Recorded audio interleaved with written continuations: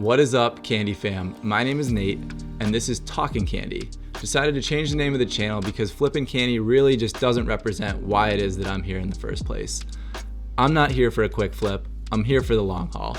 I'm a huge fan of baseball, and I am a huge fan of NFTs. And because of that, I decided to create this channel and share my passion with the other awesome members of this community. And I think that a lot of the people watching these videos are here for the long haul as well. So, with that being said, let's talk candy.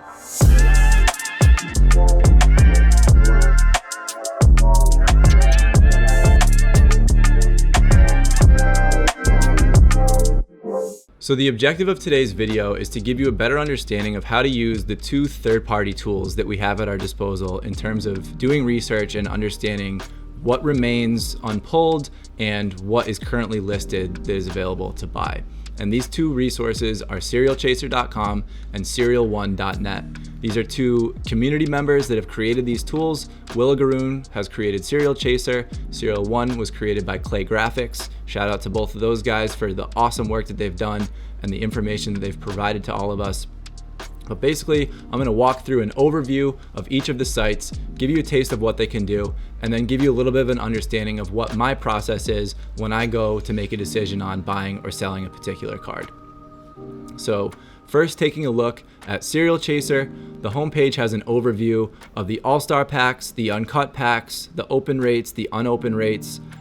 You can see it broken out by rarity and the open rates and what remains, as well as the most recent legendary rips and the legendaries that remain unpulled.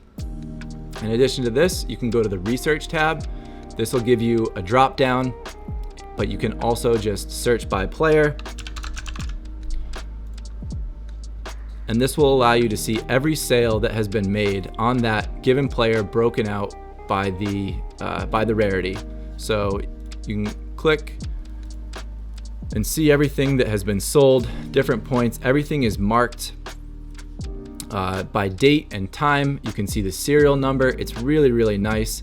You also have your current floor price right here and a color-coded system that kind of walks through how thick or thin the floor is. As you may have noticed, there is maybe a floor of $500 on a given card. If somebody posts that card for $300, it's going to get picked up really quickly. So seeing how thick a floor is gives you an understanding of how urgent it might be to buy that card. But you also need to cross-reference that with what the recent sales are. The floor doesn't tell you everything. You need to see what has actually been sold as well. You also have the drop down to go to your collection. I'm not going to talk as much about this right now. I do have another video that goes into this a little bit more, but you can type your URL from your collection from candy.com, refresh it when you make updated purchases or sales, and it's going to tell you your number count, but also you can go into the gallery and fool around with your different cards and make more of a visual of what your collection is that you can share with your friends. You can also see your sets and what your completion is within a given set. Obviously everything is highlighted if you have it and it's dark if you don't. But for today's video, we're going to be discussing how to do the research on purchasing and sales. So taking a look at Serial One, this is, Serial Chaser and Serial One each have their own benefits. They each do things that complement each other. So one of the more significant things that you can do here is click to the listings, and we'll just stick with Burns here. You can check the listing for each rarity. So unlike on the Candy website, it's broken out by rarity. So you can see Burns, the lowest ask, 77 for the core, 180 uncommon, etc. But you can also click into a given rarity and see a full list of all the available active listings for that card. You can see their serial number, and you can even click this little buy button and it'll pull you right into the Candy website where that listing exists. Now, sometimes the cheapest one has already been purchased. Let's check with this one. You can see it has. So you always need to cross-reference this with the Candy website, which is obviously the most relevant information, the most accurate information, but it doesn't mean that this isn't valuable. So these will be updated and that one will be bumped away. But as you have the chart with Burns, so here we'll keep it uncommon. So with Burns, you can see each individual sale plotted you can see the date, the time, the serial, and the price. On serial 1, you have an average. So this is looking a little bit more like OpenSea, if you're familiar with OpenSea, where you can go to a given date. So here we've got January 22nd, we've got a volume of 2 and an average price of 307. So whatever those 2 sales were, they averaged out to 307 for that day. It's a slightly different way of displaying the same information. Again, you use these 2 tools together and they're pretty powerful. You can also check out the floors of the different sets at any given point. So serial 1 pulls all of the core floors. This is only in terms of if you bought the cheapest core of every single card. So as you can see right now, the All-Star floor is a little bit over 10,000 to complete, and the Uncut Diamonds floor is just under 3,000 to complete.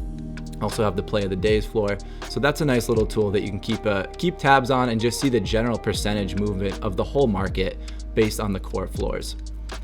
So the way that I use these tools is I come into the Candy Marketplace, and obviously a lot of us like to sit here, especially on a Saturday maybe when things are a little bit crazier, and you sit here and you just kind of refresh the active listings. It's not going to do a whole lot of new listings today because it's a Friday in the middle of the day, people are at work.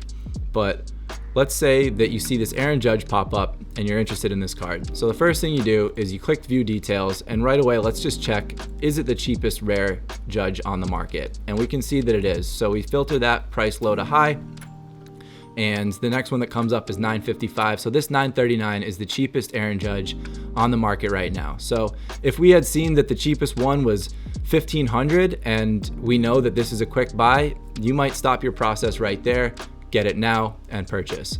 But if you feel like you've got time, like you do right here, this isn't a super thin floor, there's lots available here. What I'll do is I'll click over to Serial Chaser, type in Judge, and click over to the Rare tab.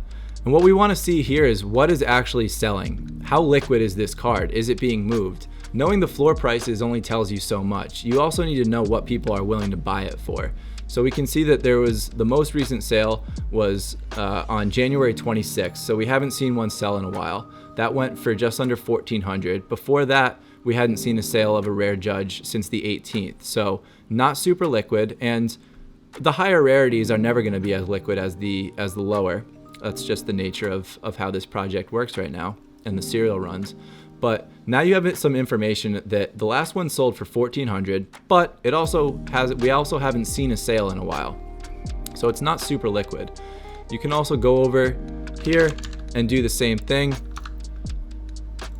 Click into the Rare Judge and just see what are the available listings. So we can see that the $939 is right here, $955. We've got the whole list. And again, we've got the average volume. So you get a taste for what's the whole picture here. You can't look at just the floor price. You can't look at just the most recent sale, because the most recent sale could have been for $500 because someone made a mistake. That doesn't mean that that's the actual price of Aaron Judge. It just means that there was an anomaly and somebody got a really good buy. So you need to use these tools in conjunction to make decisions for yourself on what you think the liquidity of a card is, what you think the going rate of an actual sale price is, and how far below the floor price are you willing to list it if you're in a situation where you're looking to sell a card. That's how I use these 3 tools. I'd be curious to hear how people use them and deploy these tools on their own, if they have their own little tricks. You can obviously have multiple tabs open and showing different players, refreshing. I'm sure there are lots of cool tricks that people are using to implement these tools, but I still see a lot of questions in the Discord about what is the current value of X, how much is Y going for right now. All this information is right at your fingertips. It's a quick search. You make a couple accounts. I think you need to make an account for Serial Chaser. You don't need to make an account for Serial 1, but the information's there. You just have to pull the tools together. And that pretty much sums it up. That is your overview of Serial Chaser and Serial 1. You really need to use these tools in conjunction with Candy in order to make educated decisions on your buys and your purchases. Education is key in any NFT project, but it's especially key if you don't know exactly what it is that you're looking at when you see a listing pop up. It's really easy to get caught up in the excitement of trying to make a quick buy. And in time, if you do enough research, you'll start to have an understanding of where the cards sit, and you'll know if something pops up that's really, really quick, or something that you need to act really quick on to make a purchase, because it's going to be gone if you don't make that decision. But until you get to that point where you really understand what's going on, it's best to do your research, spend some time, look up the floors of different cards that you're interested in, and figure out how it is that you want to go about making those decisions. So thank you for being here. Pumped to have 45 of you subscribe to the channel already. Looking forward to continuing to grow this channel and bring more valuable information to you guys. Yeah, we'll see you guys in the next one.